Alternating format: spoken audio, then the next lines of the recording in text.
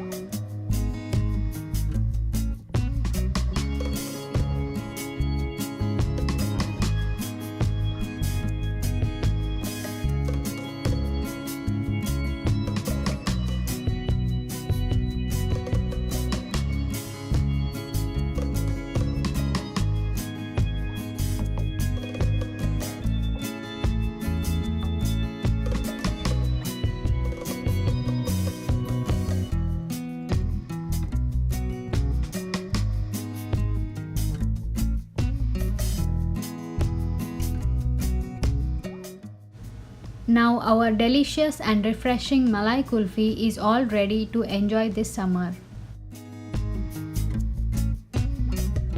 Kulfis can be made in different sizes and shapes according to the molds we use. We can also experiment with the flavors and make a variety of kulfis like mango kulfi, kesar which is saffron, badam which are almonds, etc. So definitely try this awesome and simple recipe of Malai Kulfi and enjoy this summer with your friends and family. Please hit the like button if you like my recipe and share this video, and also subscribe to Absolutely Creative for more interesting videos.